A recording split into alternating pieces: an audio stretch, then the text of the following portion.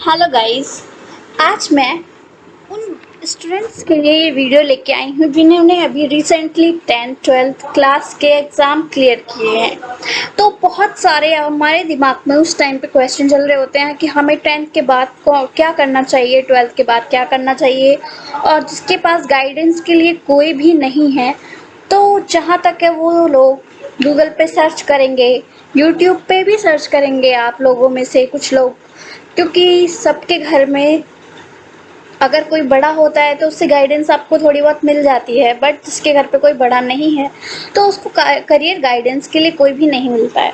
तो आज मैं उन स्टूडेंट्स के लिए ये वीडियो बना रही हूँ जिसके घर पे कोई भी उनसे बड़ा नहीं है या उनसे उनको कोई भी गाइड करने वाला नहीं है। सो गाइस, स्टार्ट करते हैं विदाउट टाइम वेस्ट करते हुए। अगर आप लोगों ने 10th-12th कर ली है, सबसे पहले स्टार्ट करते हैं 10th वालों के लिए।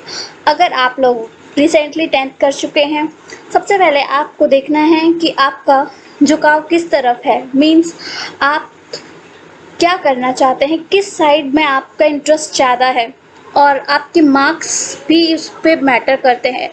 अगर आपके ज़्यादा मार्क्स हैं और आपका जो माइंड सेट है वो साइंस साइड के लिए है, तब तो आप लोग साइंस साइड के लिए जाइए।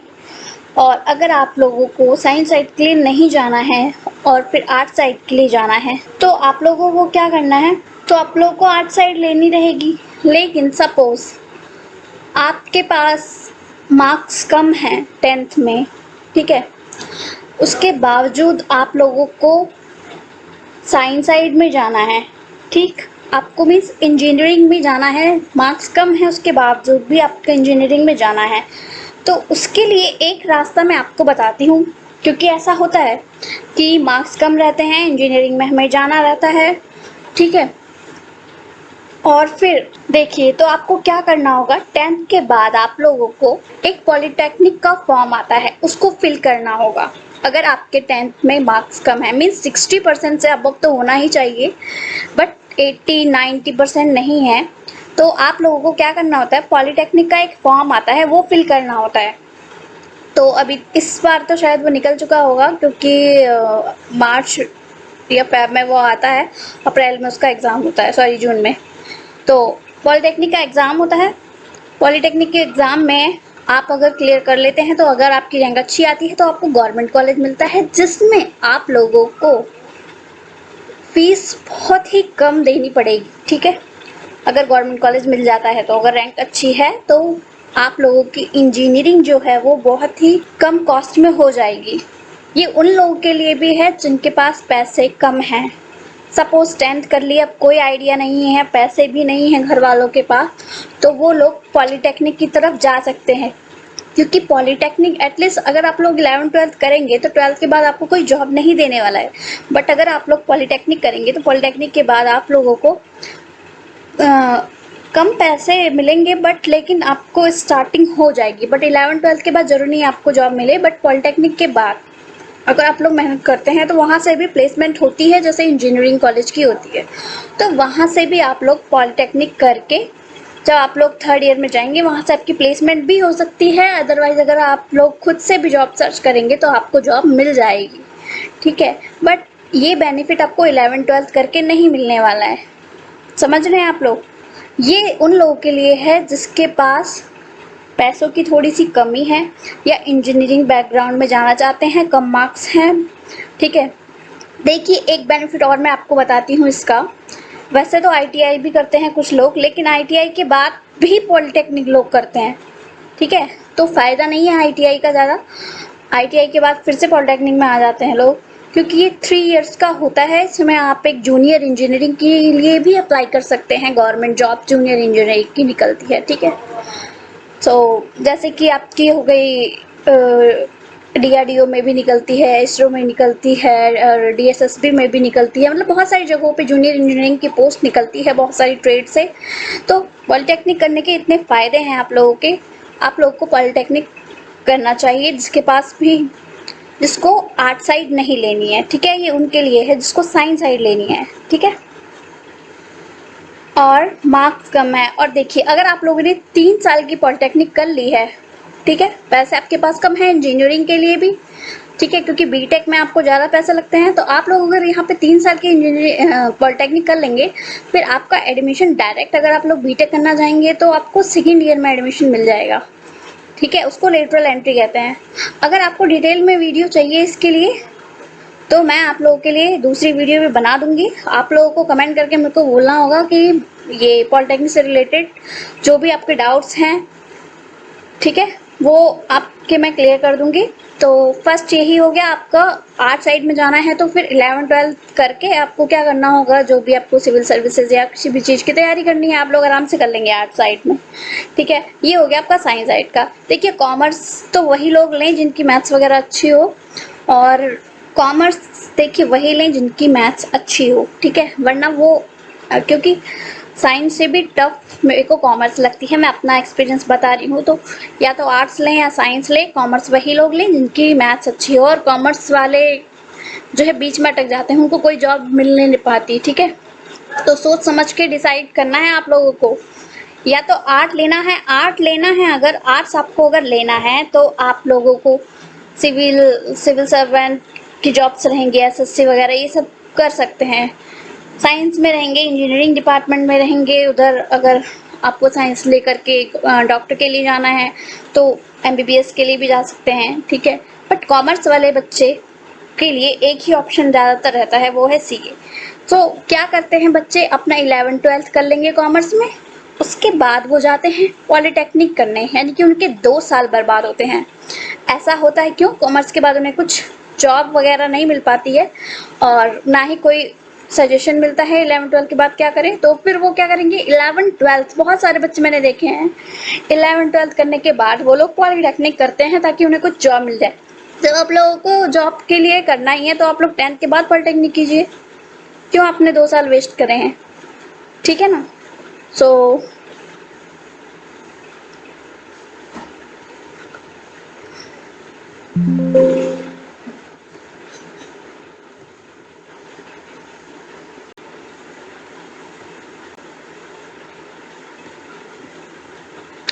तो मेरा कहना यही है, सबसे पहले आप लोगों को देखना है आपके माइंड में क्या है, मीन्स किस चीज़ के लिए आप लोगों को आगे चलना है। किसी के माइंड में साइंस साइड होगा, किसी के मन में इंजीनियर बनना होगा, किसी के मन में कुछ होगा, तो उस चीज़ को भी देखना है आपको। बट मैं आपको पॉलिटेक्निक इसलिए कह रही हूँ, पॉलिटेक्निक में आपको सपोज आपका माइंड है फैशन में, लड़कियों के लिए है ये, ज़्यादातर उन्हीं का होता है ना। तो अगर उन लोगों को फैशन डिज़ाइनिंग का कोर्स करना है तो भी पॉलिटेक्निक है उसके लिए। तो अगर आपके पास पैसे नहीं हैं, वैसे तो फैशन डिज़ाइनिंग में पैसे लगते हैं क्योंकि उनको बहुत तरीके की चीज़ें ला करके ख़रीदनी होती हैं एग्जैक्टली सेम टू सेम सीखने के लिए।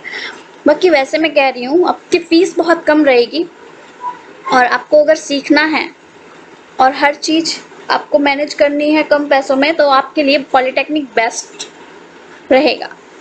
मैं ये कुछ एडवर्टाइज़ या कुछ वो नहीं कर रही हूँ, मैं आपको सिर्फ करियर गाइडेंस कर रही हूँ।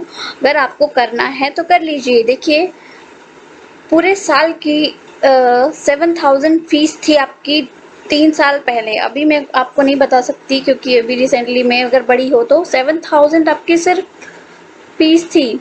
7,000 भी नहीं थी, ये सिर्फ फर्स्ट ईयर पहले साल में 7,000 थी, उसके बाद आपकी जो है 5,000 फ़ीस थी 2 साल। ये तो आपको 1,000 इसमें से 7,000 में से वापस मिल जाता है। ये इसमें से आपका कुछ जो है स्टार्टिंग में फर्स्ट ईयर में थोड़ी सी ज़्यादा होती है ना, वो कुछ सिक्योरिटी चार्जेस जमा करवाते हैं वो होती है, ठीक है। फिर 5,000 होती है सेकेंड ईयर और थर्ड ईयर की। और मैं आपको एक बात बताऊं, अगर आपके 80% से ऊपर मार्क्स भी आ जाते हैं तो आपको स्कॉलरशिप भी प्रोवाइड की जाती है। ये देखिए गवर्नमेंट आपको कितनी सुविधा दे रही है, सिर्फ आपको पढ़ना है, सारे पैसे आपके वापस आ जाएंगे। 5,000 फीस है, आप लोगों को डिप्लोमा भी मिलेगा, 80% मार्क्स ला करके आप लोगों को 11,000 रुपये स्कॉलरशिप भी मिलती है। तो ये उन बच्चों के लिए जो थोड़े से जिसके पास ज़्यादा पैसे नहीं है, जिसके फैमिली के पास इनकम, देखिए यहाँ पे family income is very less है, तो वो लोग इंजीनियरिंग कैसे करें, ये सब उनके दिमाग में आता है, ठीक है। तो मैं ये आपको एक एक्सपीरियंस शेयर कर रही हूँ, ऐसा कोई आपको बताने वाला है नहीं और ना ही कोई यूट्यूब पे वीडियो आपको मिलने वाली है। तो सबसे पहले आपको डिसाइड करना है आर्ट्स कॉमर्स साइंस में से क्या लेना है 10th के बाद। उसके बाद अगर इसमें से आपका आर्ट में है ज़्यादा तो आर्ट्स लीजिए। आर्ट्स के बाद आप लोग जो भी है मैंने बता दिया ऑलरेडी, सिविल सर्विसेज की तैयारी या जो कुछ भी करना है। उसके बाद अगर साइंस लेना है, साइंस वही लोग लें जिनको जाना है डॉक्टर लाइन में।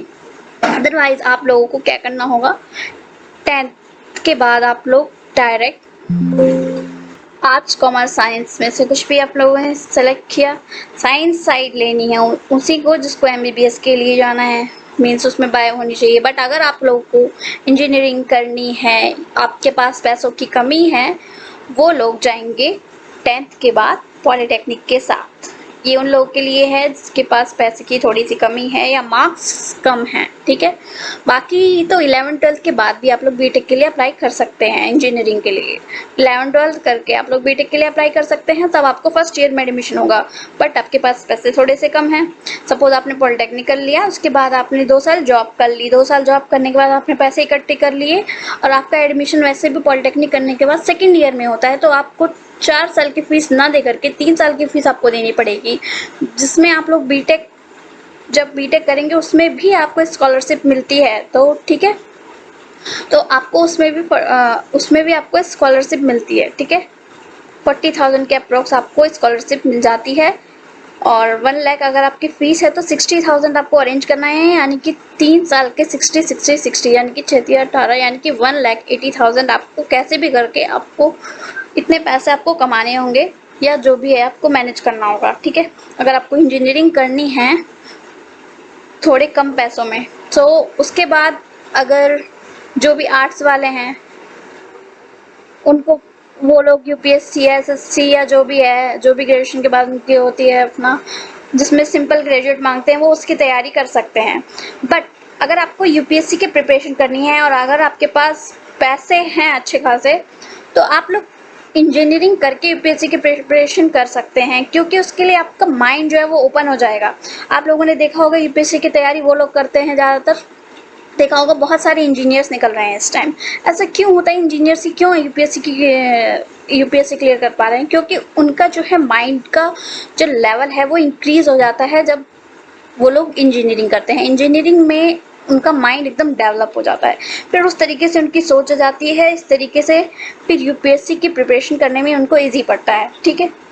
ये उनके लिए है जिसके पास अच्छे खासे पैसे हैं, डायरेक्ट मीन्स पढ़ाई में भी अच्छे हैं, 11th-12th कर ली साइंस साइड से और फिर उन्होंने इंजीनियरिंग कर ली। उसके बाद वो लोग अगर करना चाहते हैं यूपीएससी की तैयारी तो, वरना इंजीनियरिंग करके भी गवर्नमेंट मीन्स जॉब लग जाती है, ठीक है। उसके बाद which time is best for this thing, कौन सा टाइम अच्छा है और how can achieve this goal, ये सब आपको कैसे करना है, ठीक है, किस टाइम पे करना है।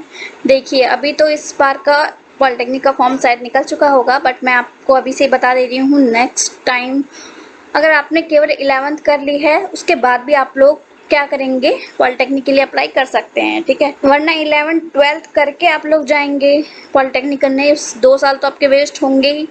तो इससे अच्छा है आप लोग 10th के बाद ही आप लोग अप्लाई करें, ठीक है। सो अगर आप लोगों को इसमें कोई भी डाउट है तो मुझे कमेंट करके आप लोग पूछ सकते हैं, मैं आपको बता दूंगी। Okay guys, so thanks for today, please subscribe my channel. ये उन स्टूडेंट्स के लिए था जो भी 10th या 12th कर चुके हैं, जिसको समझ में नहीं आ रहा है कि क्या करना है। तो अगर आप लोग को मेरी वीडियो अच्छी लगती है, वीडियो ये वाली अच्छी लगी, तो मैं आप लोगों के लिए और ऐसे ही वीडियो बनाऊंगी। तो आप लोग कमेंट करके प्लीज़ मेरे को कोऑपरेट करें, ताकि मुझे पता चले कि आप लोगों को कुछ चीज़ें इसमें से न्यू पता चली होंगी ज़रूर। और आपको कोई डाउट है तो कमेंट करके पूछ सकते हैं। And thanks for today, please subscribe my channel for more updates.